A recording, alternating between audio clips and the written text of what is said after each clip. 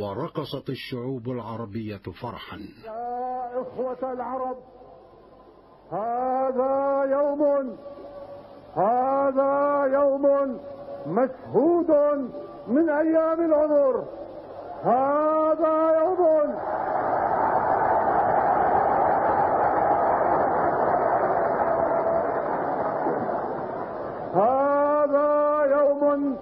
عظيم في تاريخ أمة العرب، وتحول كبير في مجرى الأحداث العالمية في هذا العصر، في هذا المكان، من هذه المدينة العربية العظيمة.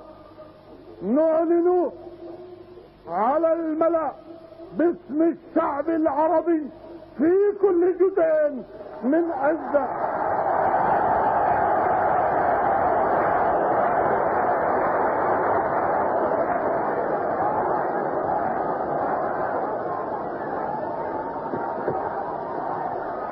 نقف ونعلن على الملأ باسم الشعب العربي في كل من الجزئين العربيين الغاليين مولد الجمهورية العربية المتحدة.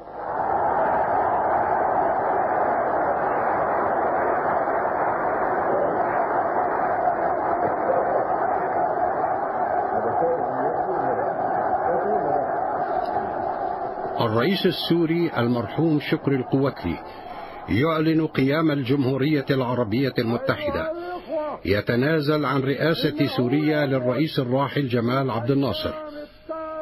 الرئيس شكري القوتلي أطلق عليه لقب المواطن العربي الأول.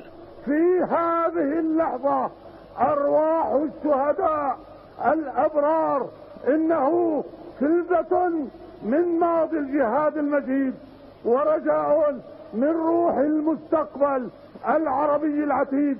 إنه اليوم الذي يحمل ثمرة جهودنا وجهادنا دانية القطوف شهية يانعة، وقد هبت عليها نسمة من روح الله بارئ الحياة، ومن روح هذه الأمة الخالدة، ومن روح الإيمان والعزيمة والصدق والإخلاص. هذا تسجيل إذاعي في الأول من شباط فبراير عام 1958 من القاهرة، بصوت شكري القوتلي يعلن قيام الجمهورية العربية المتحدة.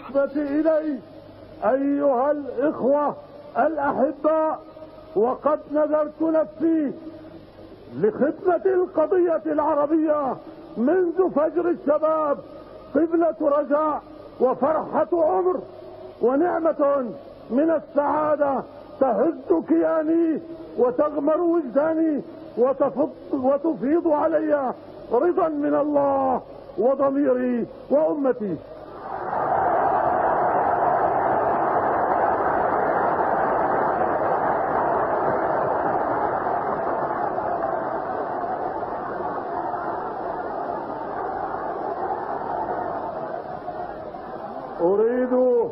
أريد أن أقول لكم أيها الإخوة في هذا الموقف التاريخي الذي يشرفنا أننا بإعلاننا وحدة الجزئين العربيين الغاليين والقطرين المجاهدين المناضلين، وطنا واحدا في جميع مرافقه وشؤونه بلا تفريق ولا تمييز وبلا تحديد وبلا تحفظ.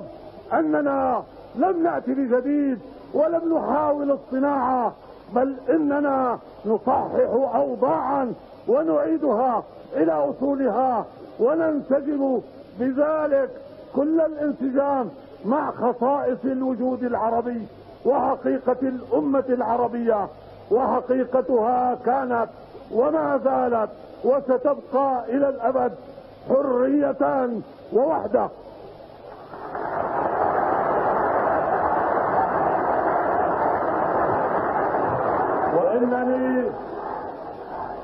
وإنني لعلى إيمان راسخ بأن الأجزاء العربية إذا وعت وتحررت تعارفت وائتلفت وتجمعت فتلاقت، فالإلفة هي الأصل، والحرية للعرب أمر محسوم مقدور. تستطيع كف الإنسان العاتي مهما اصطنعت لنفسها من قوى الشر أن تغير قليلا أو كثيرا من أقدار الأمة العربية. كان هذا الرئيس السوري المرحوم شكر القوتلي معلنا عن قيام الجمهورية العربية المتحدة بين مصر وسوريا. كان ذلك في الأول من شباط فبراير من عام 1958، وخطوة في صميم الواقع العربي ستتلوها خطوات. ولقد فتحنا نوافذنا للشمس ووضعنا خطى الأجيال الصاعدة في أفضل طريق نحو التحرر والوحدة. فهنيئا للشعب العربي في مصر وسوريا، وهنيئا